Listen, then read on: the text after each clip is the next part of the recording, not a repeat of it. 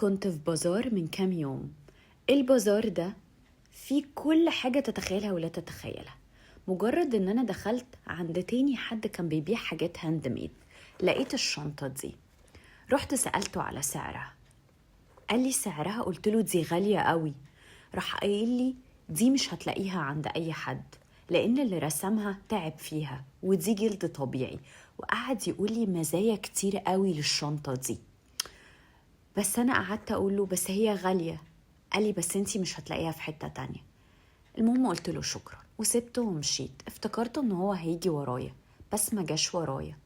وفضلت الف في كل البازار اللي كان موجود، والشنطة معلقة قوي في دماغي، واني انا ما لقيتش حاجة شبهها.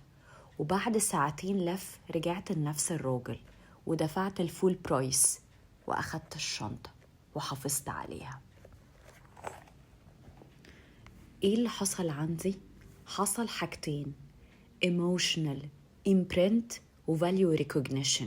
ايه الكلام اللي انا بقوله ده؟ لما الحاجة تكون نادرة، ملامحها واضحة، الراجل مجريش ورايا عشان يراضيني، دي بصمة العقل بيسجلها. فالعقل هنا منساش فكرة ان الحاجة دي ما تنزلتش عن قيمتها، وان الراجل مجريش ورايا عشان يلبسني الحاجة دي او يخليني اخدها بالعافية خالص. هو ما تنزلش عن سعرها. وده هنا بقى يترجم لي ايه؟ المحاولات البديلة ايكوال العلاقات الغلط.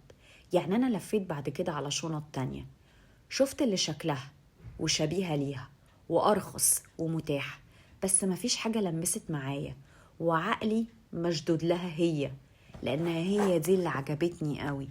وده سيم العلاقات. لما تكون في علاقة لمستك على عمق كبير قوي، ويجي بعدها حاجة بديلة ومنطقية بس بتكون باهتة.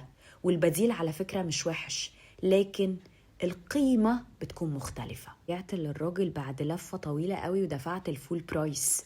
والفول برايس ده أنا ما فصلتش فيه جنيه، ودفعت وحافظت على الشنطة وعرفت قيمتها. فأنا يا إما هاخد الشنطة وحافظ عليها وأعرف قيمتها، يا إما هسيبها للي يقدرها. وهنا ده نضج. زي ما الراجل ما قبلش يفاصل، فمش كل حاجة ينفع يتفاصل فيها، ومش كل علاقة ينفع يتحايل فيها. أنا زي ما أنا باكج، ما ينفعش تكسر في السعر بتاعي، وما ينفعش تقولي عدلي من ده. أنا ده. العلاقات الحقيقية ما بتتنسيش بسهولة وما بتتعوضش بسهولة. ولو أنا فكرت استبدلها، استبدلي هيبقى باهت ومؤقت. لأن العلاقات اختيارك للحاجة اللي ذو قيمة مش بتبقى بس امتياز، دي بتبقى مسؤولية. أصل هي ما بتنفعش تتفصل على مقاسك، هي بتتفصل يا إما بتاخدها زي ما هي، يا إما بتسيبها للي يقدرها. وعلشان كده الحاجة اللي ذو قيمة مش أي حد يقدر يشيلها، ومش أي حد يقدر يستحملها، ومش أي حد يقدر يمسكها. وعلشان كده العلاقات اللي ذو قيمة صعبة قوي إنها تستبدل. هي ممكن تتعوض عادي، لكن ما بتتكررش وما بتتنسيش بسهولة.